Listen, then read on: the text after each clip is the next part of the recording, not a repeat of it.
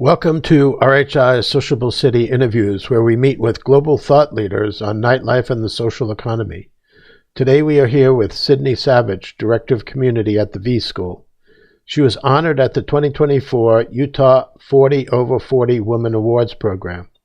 Sindee connects the tech industry's demands with students' coding, design, and cybersecurity aspirations.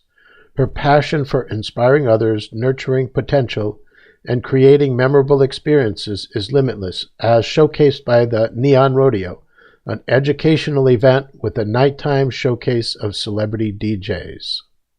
Well, hello. It's so great to see you again. I'm so happy that we took the time to do this interview. Yes, thanks, Jim, so much. It's great to see you again. And thank you so much for this opportunity. This is really special. Thanks. Yeah. So just as a way to set some background besides what I had from your bio, just give a little bit of history of how you evolved to do what you're doing and what it is that you're doing. Okay, fantastic. So I think that the span of my career, I have really been a producer of sorts, whether it's events or project management. But probably the last 18 years or so, I've been running and producing, curating events, whether it's small scale, small and intimate, or up to large scale events, which could be up to 150,000 or 200,000 people globally. So I feel like I've been able to kind of walk the whole circle, see it all from being the attendee to the actual participant, and really understanding what it's like to create an experience for a guest. Okay. And so now you work for a company or a nonprofit organization or an organization. I do. So Oh, go ahead. well, explain what you do now. What's your role? Sure. So my full-time job, I currently work as Director of Community and Partnerships for a company called V School. We're a vocational school. It's located here in Salt Lake City, Utah. And the purpose of V School is to bridge the gap between tech companies and the folks who want to break into tech or have a career change. And we place them in industry, whether it's through web development, UX UI design, or cybersecurity. You're not into artificial intelligence yet. Yep, we're going to add in some AI there too. We got to keep up with industry. So, Well, and so then we talked about the Neon Rodeo, and that's kind of one of the outcomes of this initiative that you're involved with. So you want to give a little history of that?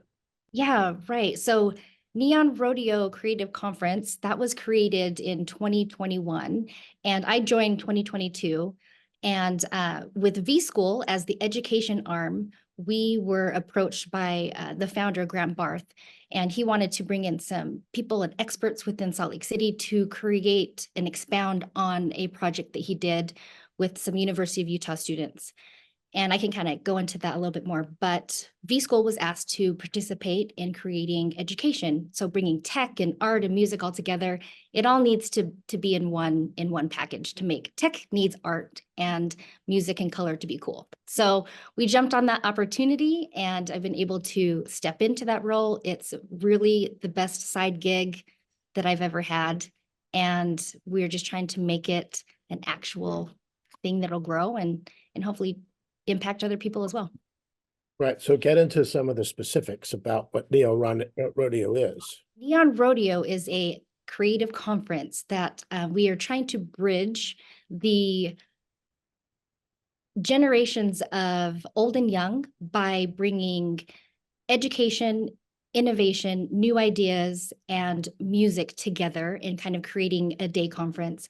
You know, right now it's one full day, maybe 2 days. It kind of spills over, but we start out with bringing in experts of certain topics from out of state and DJs from out of state and curating content on various subjects and creating space and an opportunity for people of all ages and the up and coming creatives of all sorts to really mix and mingle with folks that they wouldn't have an opportunity to do so.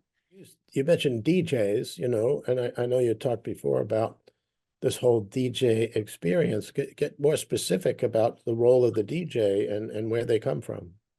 house music is pretty young, but what we've decided to do is introduce sister cities. And so for the first 3 years, we selected different cities to focus on and what that culture looks like from a music standpoint, then also from an educational standpoint, whether it's, you know, instruments or DJ sets or tools, of getting down to the things that creatives want to know or what they're dealing with as they're trying to become entrepreneurs or creators themselves. And so we've worked with Chicago, Detroit, and San Francisco. And so with our leadership team and our Rolodex of all of our good friends from all over the world, we've been able to pull in experts and really talented folks to be a part of our platform. And so, we'll bring in 4 to 6 DJs, main DJs from a different city, and we host them in various venues here in Salt Lake. But then we also have the daytime, which is education, and also put them on the stage with other people within the community, or, flying in from the sister city that we have partnered with, and just creating an experience, education in the morning, nighttime, let's get out there and dance, and just creating a space for our guests and DJs to share their story. So it's really about educating young people or anybody who participates. The educational component is to talk about the career of being a DJ or being in music. Or whatever, it could be anything. We could expound into theater or art, innovation, tech. And so really just providing an opportunity for our audience to hear from someone that they wouldn't have a chance to hear from just on the day-to-day. But then do the DJs perform as a part of this event? They do. So that's what the evening time has been. We've worked with some local vendors or sponsors, if you will, and they'll we'll set up different stages within the community. And in the evening, we'll have different spots for people to go to and listen to DJs. So for example, last year, and we've grown really quickly, and the response from Salt Lake and people nationally actually has been pretty wild. People will come in because we're so young, but yet we've really struck gold in this idea. And so being able to be that bridge for an educator or a attendee is something that companies actually have realized. So bigger brands, they see that opportunity and they see our mission in creating a space, and we get support. We're now getting support from larger brands to say, hey, we actually want to be a part of this. And so within the journey of Neon Rodeo and the growth and all of the things that we're learning, lessons learned, we found that education is really the strong point. The music and the party afterwards, that's secondary. And so now we're really focusing more on the education, but then still including entertainment or interactive experiences as well.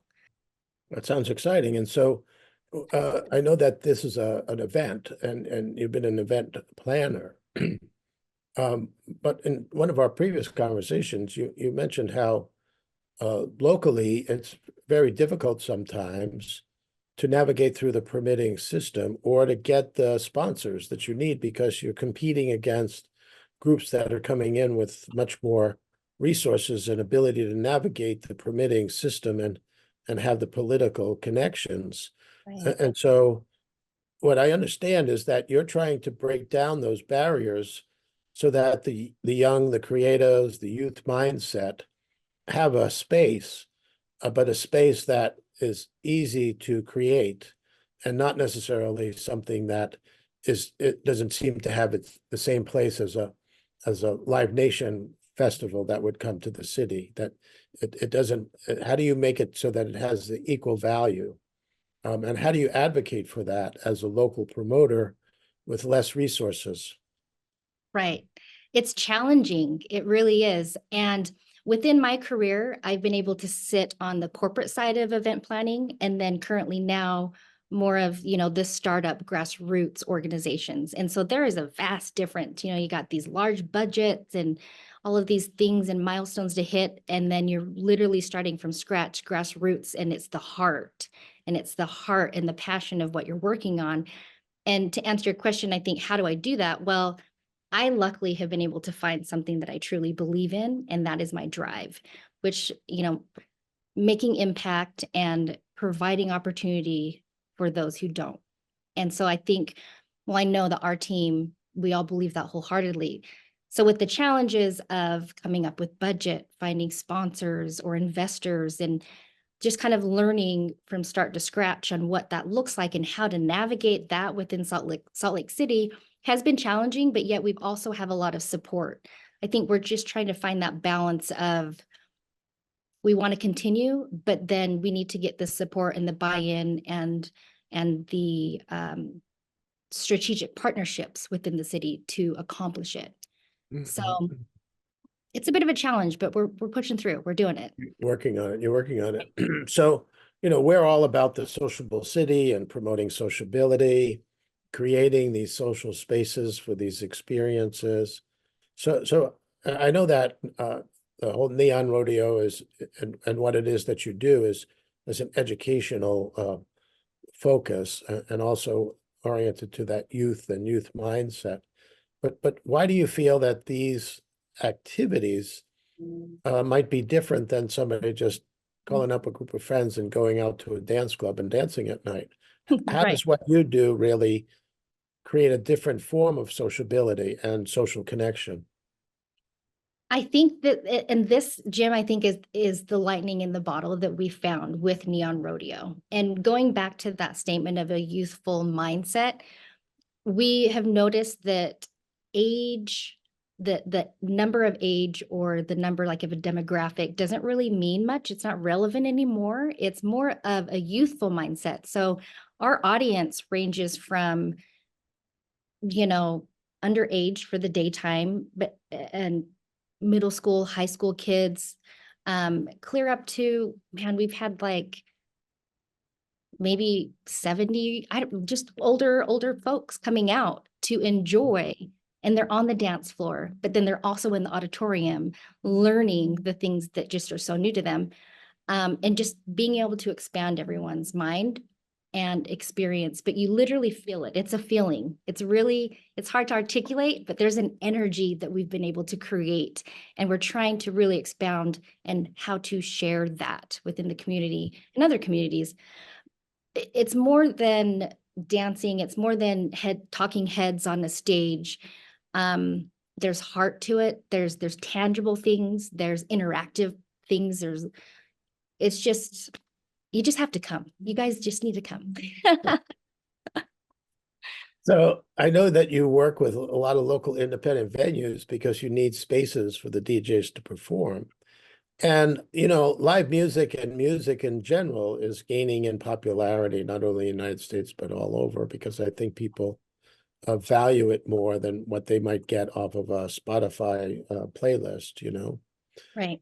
So how do you see the local independent music venues faring in Salt Lake City?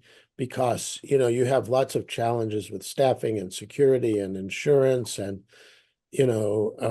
other things that really create a challenge for these independent venues. And then at the same time, having quality music where you're asking people to pay for music, and particularly if you have a DJ, to pay for a DJ, which, as a career, I was speaking with Nathan, who does these festivals in Las Vegas. DJ could make $1 million a night doing one of these big festivals. I mean, so it's not like a part-time gig that some people do. It can become a profitable career, but still, I think it has a reputation for these nighttime music venues that cater to that youth mindset. Yeah. They're having a challenge in some cities, but how's it faring in Salt Lake? And how do you feel the work that you've done may have actually helped to change that? Salt Lake's venues are growing rapidly. I think I can drive around and I'm either going to see or I hear about a new venue popping up at least once a month.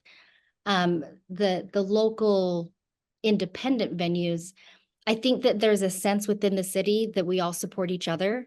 everyone supports each other because they know that they're, out there trying to do the grind as well. And so, and surprisingly enough, Salt Lake City has a really active rave scene, which has been really cool to watch and see expand. And with that younger generation of the ravers, they're getting really creative in the sense of what venues are they going to use, because they don't have the budget to go rent out this large warehouse. They'll go and find a warehouse and just set it up. It's going back to the old underground days where there's not an address. You kind of get a text or you hear from a friend. That's still happening here. It is happening here, which is really cool and magical. But the venues themselves, I think that it is a daily struggle. The economy today is just crazy in itself. And so just being really creative, helping one another, execute something or whatever the experience is, I feel there is support in that regard. Mm-hmm. Well, you bring up what is now being referred to as pop-up events, which are happening all over the country. Right. And while you really express their value in terms of young people who, and I remember the 90s, the rave parties, it was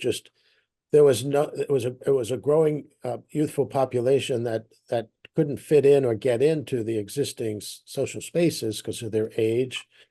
And so they created their own spaces. And then you got people who came in as promoters, and then they took advantage of these trends and Right. exploited them to the extent that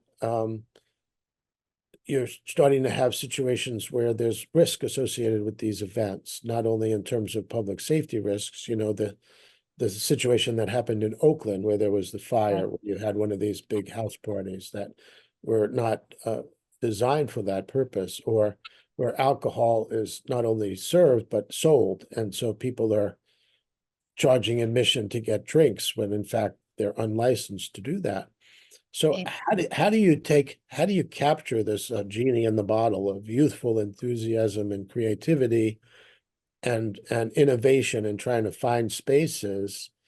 How do you reach them to help them understand that there are certain rules that really have a certain purpose, and that it's not just to suppress their creativity, but it's to make sure that they can be creative in the future and not have a situation that arises that can either harm them or their guests, or harm their reputation.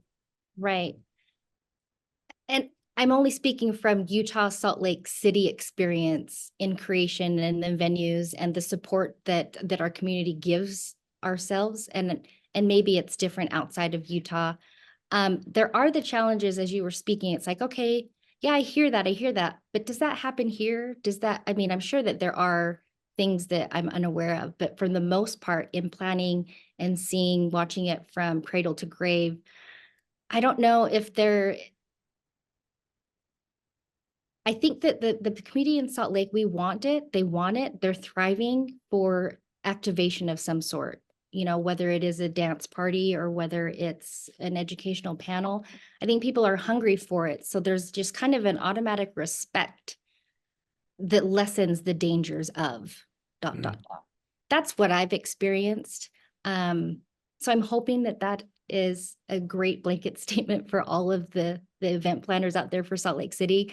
I feel like people would kind of mirror mimic my thoughts on that. So to conclude, and then kind of a short 30-second recommendation for what other cities might want to do to create these essentially creative spaces that offer a youth mindset. So what do you see the future of Neon Radio as being? Rodeo, I'm sorry, Neon Rodeo. And how do you see it? Is it a transferable concept that other cities can do it? For sure. We've had lots of those discussions, and the beauty with Neon Rodeo is literally the sky is the limit, in the things we want to do. But right now, I think what we have learned so far, that scaling too fast can actually be a strain on the system. And so learning that we have control, or those who are experiencing or trying to build this as well, I think kind of the advice I'd say is you don't have to go fast. This is your project, this is our event, this is the execution thing we're doing. time is your friend. And so scaling too fast, we've learned that wasn't the best. And so taking all the things that we've learned, we also are reflecting that Neon Rodeo isn't just music, and it's not just for Salt Lake City. And so we're actively, literally during this time, we're trying to figure out how to branch out, how to create a model that could be sustainable in other cities and give an opportunity to others to experience what we've built here in Salt Lake. All right. All right. So, any final words, or how would you say that in 2034, what will you have seen evolving from your work? Oh man, did you say 2034? 10 years from now, yeah. Oh my goodness, we're taking over the world. we're, we're providing experiences and connecting those who just wouldn't even imagine the things that are possible or an idea that they had and that actually could happen, by introducing folks and teaching them things and ways and hacks and all of that, but dancing and getting sweaty at the same time and just connecting and being human, but being a bridge for all and just helping one another. And you'll be in the middle of all of this. Hopefully. Yeah, that's my plan. Yeah. Well, this has been delightful. You just have Yeah, a great thank you. energy, and this is such an innovative program and an innovative approach. Well, thanks, So, Jim. yeah, yeah. Well, I thank you very much. If there's anything I could do to help, I'd certainly like to be included. I'm going to take you up on that. Okay. Well, thank you. All right. Thank you.